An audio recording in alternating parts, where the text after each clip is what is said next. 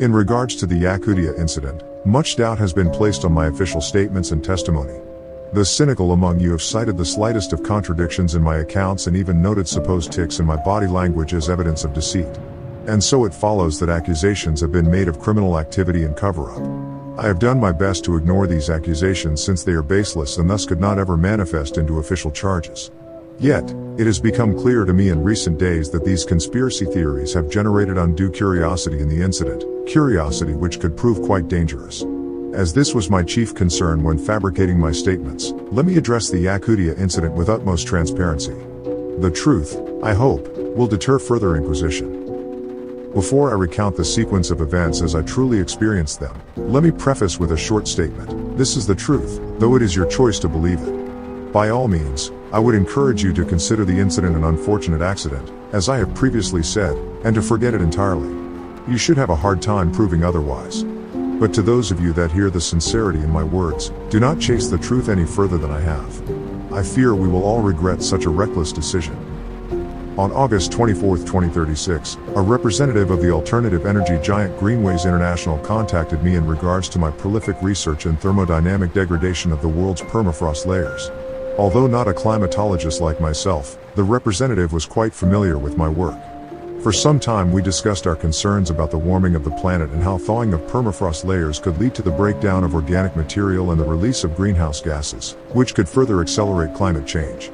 In particular, the representative mentioned Yakutia, areas of organic-rich Pleistocene-age permafrost, which I have expressed in my recent research as nothing short of a ticking time bomb. Greenways, apparently, was interested specifically in the Yakutia of northern Yakutia, where thawing is occurring at troubling rates. The company offered me a hefty sum of money to research the subject deeper. Not one to look a gift horse in the mouth, I accepted the offer, asking only which other researchers would join me. The representative did not say. Instead, he babbled on about travel plans, necessary equipment, and other logistical concerns. From the moment I accepted, everything moved at a startling pace, but I assumed the company was as excited as I was. Within a month, I found myself trekking through the Russian Far East in the back of an old Jeep. Inside the Jeep with me was Ulrich Klein, Madeline Walsh, and Igor Shimkov. All four of us were climatologists. I had met Ulrich before at a conference. The others I had only heard of through my readings. Regardless, there was a certain camaraderie among us, due to which we found the journey quite enjoyable. Conversation flowed as did the wine Madeline brought to help pass the time. This camaraderie developed, first of all, from our shared subject of study, but not least of all because from the onset we were cordoned off from the rest of the expedition team. The navigators, both locals, rode ahead. This did not seem illogical since someone needed to guide us to the proper location. Behind them, rode another Jeep with the team leader Eric Noseworthy. Eric was an executive from Greenways. He was a calm and agreeable man, but he communicated with us almost exclusively through a two-way radio. In the car with him were two others. I was never formally introduced to them. Whenever we stopped for a break or to clear debris from the road, Eric was careful to keep us from the mysterious members of our team. He would task us with reviewing equipment, charting areas for measurement, and drawing up timetables. Busy work and distractions. That's all it was. Igor was the first to question Eric's intentions, going so far as to ask the man himself. But Eric dismissed him swiftly. Once we reached the site of our study, he said, he would introduce everyone formally. It was a lie, but by then it wouldn't matter. As for the rest of us, our suspicions appeared not long after Igor's. Despite Eric tasking us with finding promising areas for research, all of our suggestions were ignored. It became clear that the expedition already had a destination in mind. We were just along for the ride.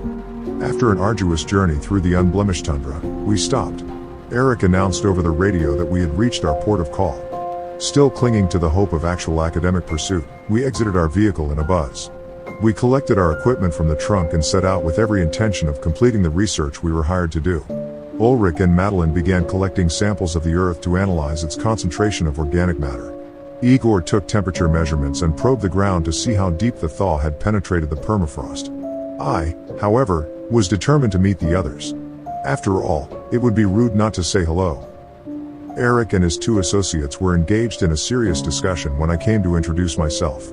So engaged were they in this discussion that they did not even notice me. Brows knit, voices hushed, they pored over a black, leather-bound book. "It must be close," a muscular, bald man said. A stocky man with glasses nodded in agreement. He told me it would not be so. The man froze mid-sentence as I announced myself with a curt clear of the throat. As soon as he saw me, he slammed the book shut. I introduced myself and asked for their names. The man in glasses was Eli, and the other was Joseph. No family names were given, and I did not press them further. I did, however, inquire about their specialties. You can imagine my surprise when Joseph said archaeology. As taken aback as I was, Eric was even more so. At once, he ushered Eli and Joseph away. I heard him direct the pair north to search further. For what? At the time, I could not even manage a guess. Eric returned shortly after to explain what I had heard. To his credit, he told the truth, or at least, parts of it anyway. Joseph and Eli were tasked with a secondary mission, one he promised was no greater or lesser than our own. They received word of a historically significant artifact in the area, and, given its proximity to the Yedoma in Yakutia, decided to link our two projects for efficiency's sake. This did not seem entirely insensible, and I was glad to hear the truth for once, so I did not think to ask why this information was initially kept from us or what this artifact was. In any case, I returned to the team of climatologists to inform them of what I had learned. Igor was glad to hear his intuition was correct, Madeline was satisfied so long as their work continued, and Ulrich could not care less. Overall, the revelation was not one that sparked much discussion. We still believed we had a task to complete. Even if our mission was the lesser of the two, climatology has always been treated with such dismissive attitudes. To the uninformed, our work appears dull and inconsequential. Naturally, as students of the subject, we did not share in that opinion and considered our work more compelling. Having said that, I will not deny the sudden wave of curiosity that came over me when I heard Eric, Joseph, and Eli shout with delight. Indeed, I rushed over to see what it was that caused them to cheer. The other climatologists and even our guides ran over to see as well. Approximately 100 yards from where we had parked the cars was a strange depression in the earth. Yedoma is often marked by depressions known as alas, which form due to repeated melting and freezing. However, such depressions are never so pronounced as the one Eric and his secondary team stumbled upon. In my eyes, which I must admit are not trained to classify such geographical formations, the thing appeared to be a crater. Judging by the levels of erosion at the crater's edge and the amount of dirt and snow that filled its trough, the crater had formed many thousands of years ago. Now then, if I were to ask you what we found at the center of the crater, presumably, you would say a meteorite. Though Greenways would not have hired an archaeologist to investigate such a find, would they? No. And as I, standing on the rim of the crater, watched Eli stroke the spine of that great, black tome, I failed to see how any book could aid them in finding a meteorite. Nor could I reason why, having found the crash site, he still clung religiously to it as if it were the Lord's holy testaments. No. At the center of the crater was not a meteorite. It was the artifact Eric had mentioned. For some time, I did not see it for myself. Joseph, either purposefully or otherwise, blocked our view as he dug away the dirt and snow piled on by centuries. This was not such a hard task given the poor state of Yakutia's precious permafrost. Nonetheless, we waited impatiently for the artifact to reveal itself to us. And when Joseph finally threw down his shovel, I descended into the crater to take a closer look. Artifact was not the word I would have chosen, for the thing seemed more like a monument. It was a perfect cylinder unaffected by erosion. Its surface was smooth except for a pair of helixes that encircled the artifact and crossed each other at increasing intervals as you neared its base. Centered at the top of the artifact was an orifice of sorts surrounded by three curved blades. The purpose and location of this relic were perplexing even to Eli and Joseph. However, the composition of the find had all of us scratching our heads. The artifact was rigid and unyielding and its color was pale and gray. The thing was horrible to look at and immediately called to mind images of cadavers stiffened by rigor mortis. Moreover, clinging to the relic's base was a web of some sort, blackened at the tips as if charred. At first glance, it appeared to be some sort of vegetative growth with vine-like tendrils expanding outward. However, at second glance, the vines more closely resembled veins. As it turned out, this growth was not firmly attached to the relic. Joseph cut off a piece and sealed it in a vial. While I marveled at the inexplicable find, a concerning thought materialized in my head. The most effective way for me to explain this notion is to compare it to the sensation one feels while standing near the edge of a cliff. As you stare down that spine-chilling height, a voice in your head tells you to jump. No doubt, the fall would kill you. That thought has no reason to enter your head at such an inopportune time. Yet, it appears anyway. Naturally. And so when I thought of plunging my hand into the relic's blade-lined orifice, I dismissed the thought as a natural one. As I shook off this thought, I looked around at the others in our ragtag team. They were transfixed by the artifact. Whatever the thoughts that passed through their head, they looked on with undue interest as if the fleshy monument were a gruesome car crash with no survivors. Madeline passed around her bottle of wine and offered a toast to their great discovery. It wasn't long before all pretenses of our mission were dropped. Eric became consumed by his interest in the relic. When I shared some of our preliminary data about the permafrost, he completely brushed me off. When I asked the navigators where we would be heading next, they simply shook their heads and shrugged. No directions were given. No plans were shared. So, I broached the subject with Eric as delicately as I could. My team had collected all the data we needed from the location and were ready to move. The very notion of leaving the relic behind infuriated Eric. He flew into a manic state, the likes of which I have never seen anyone enter before. He cursed me out, called me selfish, ignorant, and inferior, and balled his fists so tight I thought they'd pop. We would not leave, none of us, not until they had studied the artifact to the fullest extent. If my thoughts were not related to the artifact, he did not want to hear it. The encounter was disturbing to say the least. However, I found that everyone had entered a queer sort of state. Ulrich and Madeline grew melancholy, and Igor anxious. The guides huddled close to one another, rarely leaving their tents as if lost in a world that terrified them. Meanwhile, Eli circled the artifact every evening and read passages from his book, which he was never seen without. Worst affected, though, was Joseph. He spent almost all his time digging holes by the relic. The temperature had dropped considerably since we had reached the site, so this proved troublesome. Nonetheless, he dug all day until his hands were raw and his head dripped with sweat. At night, he slept in a tent just feet from the relic. I am uncertain what ideas had infected his head, but he seemed desperate to find something more than just that brutal monument. All the while, he talked aloud to himself. By the sound of it, he was having entire conversations, even pausing for a response, not that I ever heard one. These conversations were mostly civil. With Eric, however, it was a different story. At times, I could hear them argue over the relic. Their voices reached such incredible volumes I was certain their disagreements would erupt in violence. How could anyone get so worked up over such a hideous creation? And what about? I had no idea, but it was only a matter of time before their frequent bickering escalated. One evening, a fight broke out. I was eating a pathetic dinner of chicken and buckwheat when I heard a pair of enraged screams.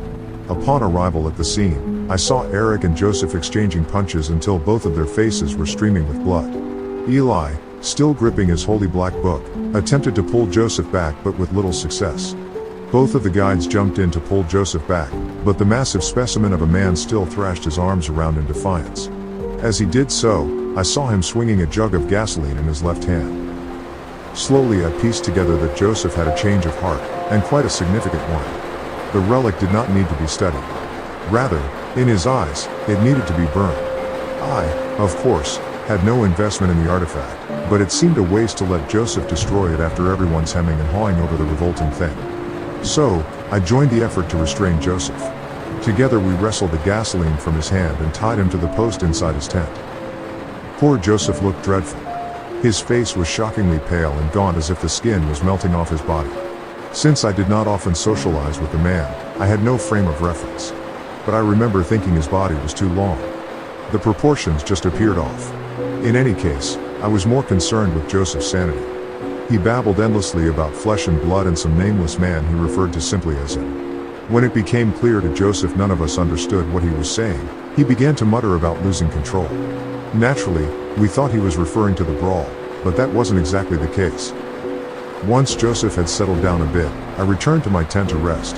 The whole incident had drained me, and I did not even have the strength to finish my dinner.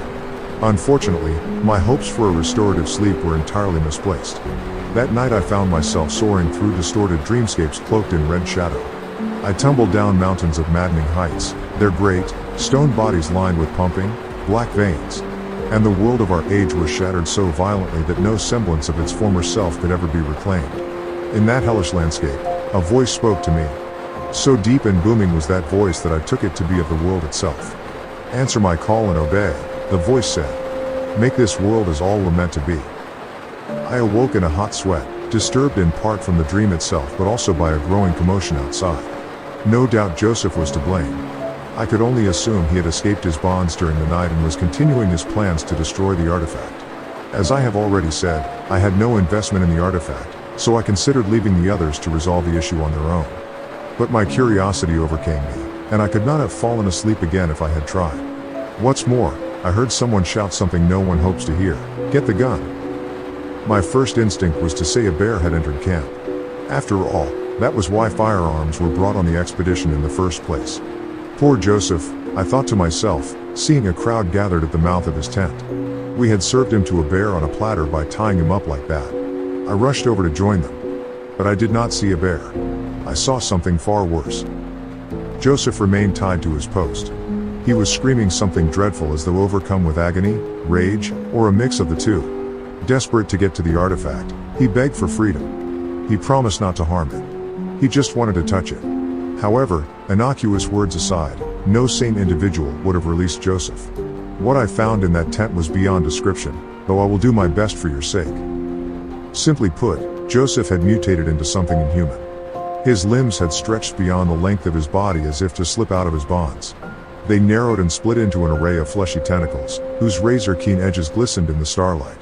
Likewise, his skull had grown thin and oblong. A fissure ran from the base of his head to the tip of his hairline. Even now I can hear the sickening crack of his skull as it split open and gushed blood. Ulrich, who I had not known as a holy man, crossed himself and prayed. Madeline retched on her shoes and ran away in disgust. The rest of us simply stood in a state of fearful wonder. The brain cannot comprehend that for which it has no reference. Whatever Joseph had become was not of our world, and so it paralyzed us to look on him. Our guides arrived on scene in short order. One carried a rifle while the other carried the jug of gasoline. If the bullets didn't kill him, perhaps fire would. However, contrary to our beliefs, Joseph had not entirely lost his sanity. He was still lucid enough to fear death. Screaming, Joseph lashed out with his mutated appendages. As the guide with the rifle approached, one of the fleshy tendrils caught him by the leg. Blood spurted everywhere as the honed tentacle burrowed into his flesh. A second tentacle slashed him across the chest, cutting clean to the bone. Dead or nearly so, the guide dropped the rifle. While Joseph flung the guide's limp body overhead, the second guide opened the jug of gasoline and poured it all over.